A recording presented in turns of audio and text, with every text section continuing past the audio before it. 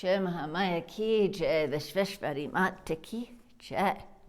Go on with chapter 48 from the Devi Bhagavatam, retold by Ramesh, Menon. Sipping some water, Vedavyasa continued. Axe in his hand, Harishchandra led the queen outside and said, "Young woman, I must be a great sinner indeed that I have to do this heinous thing. Come and sit before me. If my hands find the courage, they will cut off your head, and may God forgive me." She cried, "Chandala, I beg you, listen to me for a moment. My child is lying dead in a field outside the city. Let me fetch him here and cremate him in your burning ghat. Then you can cut off my head. I will die gladly." Harishchandra said, "Very well, we will go and burn your child, and then I'll do what I have to do." So he went with her to where his son lay from the serpent's bite. The queen had covered her child with a cloth, and when the king pulled the cloth away from the child's face, he saw how noble that young face was. Yet so much had anguish transformed his very mind that for a moment he did not recognize his son. Strangely moved, he muttered, "Every auspicious sign is upon this child. Why, he may be a prince. He is so beautiful. His face is noble, his limbs are long and fine, and his hands are strong and elegant. Surely he was born in some royal house of the world." Squatting impulsively on the ground, the king took the child's head on his lap, while the queen stood by, sobbing uncontrollably again. The moment Harishchandra's fingers touched his dead child's face, remembrance flooded over him. He gave a dreadful cry and began to wail, "Oh, this is my own son, my Rohita, my child. What sin did you ever commit that you have died of a serpent's bite?"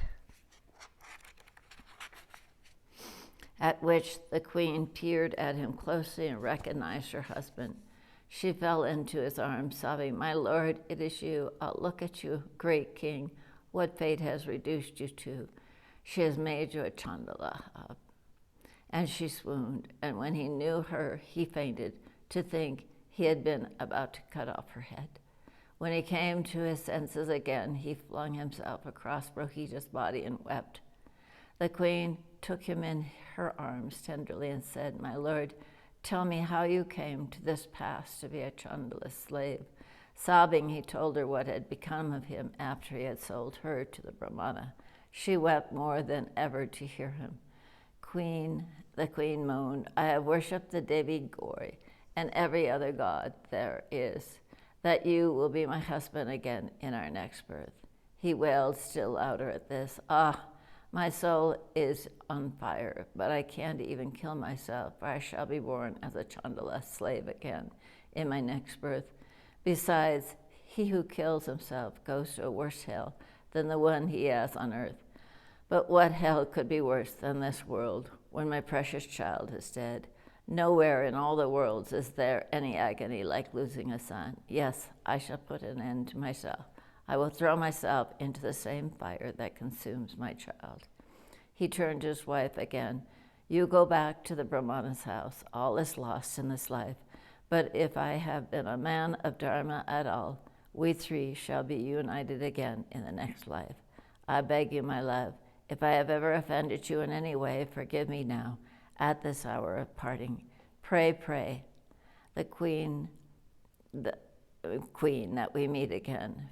Forget that you were ever a queen. Look on your master as a deva. Serve him faithfully. That is your way to salvation."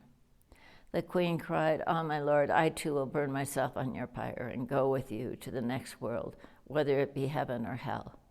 Grimly, Harishchandra piled some firewood into a funeral pyre and lifted his dead child onto it.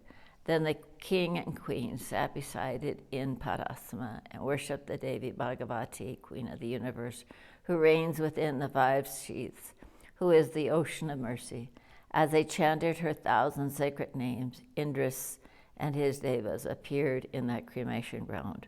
With them came the Maharishis, the Maruts, the Lokpalas, the Nagas, the Siddhas, the Rudras, the Ashvins, and rishis, Vishvamitra himself came. Dharmadeva, the god of justice, arrived there and said, Harishchandra, your truth is immaculate. There is no cause to kill yourself. Indra said, you have conquered all the worlds, that you have conquered yourself. You shall sit beside me on the throne of Devaloka Raja Rishi. There is no man like you in all this world. You, your wife, and child shall come into my heaven. The Lord of the Devas sprinkled some Amrita over Rohita's corpse, and at once that prince rose from the dead. With a cry, Harishchandra and Saiva, the queen, clasped their child to them, and their tears fell on his radiant face. The child looked as if he had had a deep, refreshing sleep. Wonderfully, Harishchandra and his queen were also restored to their regal forms. Their appearance were of a great king and queen of this earth. They wore silken garments and golden ornaments and jewels upon their bodies. Indra said to them, come into Devaloka with me.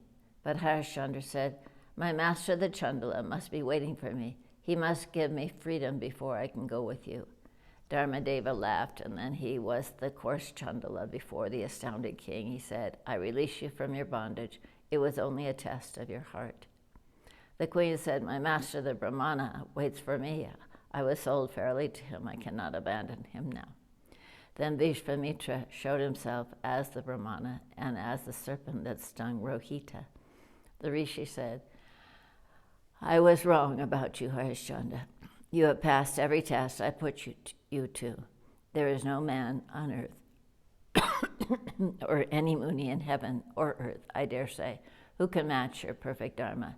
Vasistha was right about you. You are truly a just man. Indra said again, come, Harishchandra, my Vimana waits to take you into the realm of the gods. The king folded his hands and said, my lords, hear me a moment. My people of Kosala wait anxiously for me to return to them. How can I leave them and go away even to Devaloka? They depend on me, they have need of me, and I cannot abandon them. There is no worse sin than if I did. I cannot hope to be happy even in your blessed realm if I forsake my people who love me. My fate is bound with theirs. They are like my own children. Where they are, so must I be, whether it is on earth, in heaven, or hell. Only if they can all come to Devaloka with me, I shall go with you, my lord Indra. But there are both sinners and virtuous men among your people. How can all of these come into Swarga with me? A king's strength is his people. Without them, he has nothing. So, my lord, if not all my people are virtuous enough to go into Swarga, let the punya I have be divided equally among them. So if I was to live 100 years in Devaloka by my punya, let that time be reduced to even 1 day, so my people are forgiven their sins and find heaven. A shower of petals fell out of the sky. Celestial music sounded in the azure vaults, and the very earth cried out great Harishchandra's name, the trees and mute rocks as well. Indra said, peerless Ksatra, let all your people of your generation and the old find Devaloka for their great sacrifice of yours, and in no way shall your punya be diminished, not by a single deed or moment. The gods and Vishvamitra with them, that Muni pleased of all, arrived in Ayodhya instantaneously by the Deva's power. That ancient city was lit up as if the sun had risen in the streets. The people gathered around their king and queen and the shining gods in awe. Indra, lord of the Devaloka, said to them, you shall all come into Swarga with us today for the dharma of your king. Grace flowed from the Devas, and every sinner in that city was healed of his sins. They all shone like gods themselves. Rohita was installed as the new king of Ayodhya, and so too the men of that city gave away everything they owned to their sons and daughters. Then the sky seemed to part, and from it flew down a great and shimmering Vimana, large as the city itself. The people of Kosala, their king and queen, rose into the craft and flashed away up into the realm of gods. When Sukra Bhargava saw half a city fly up to Devaloka and the luminous Vimana, he said to the deitas who are his pupils, Lord, look at this miracle. Nothing like this has ever happened before on earth, that a whole nation has been saved by one man's suffering. Time tried Harishchandra to the ends of human endurance through Vishvamitra and Dharmadeva, but he never lost his faith. And now he is like a god himself. He shall sit beside Indra on his ruby throne. O king, the name of great Harishchandra is an immortal one. Why, he who merely hears the story has his sins taken away from him and peace comes to his spirit. It is a magical tale, and those who study it have all their heart's desires fulfilled in time, whatever they may be. The childless are blessed with sons and daughters, the unhappy shall be inexplicably joyful, and the indigent shall find wealth. Kings who have lost their kingdoms shall regain them. Why, beggars become like kings if they hear the story of Harishchandra and understand its deep meaning. And those who want even heaven for themselves will surely find Swarga, said Vedavyasa by the river to King Janamajaya. Jai Mahamaya ki jai, Vashveshparimat ki jai, Bole Baba ki jai.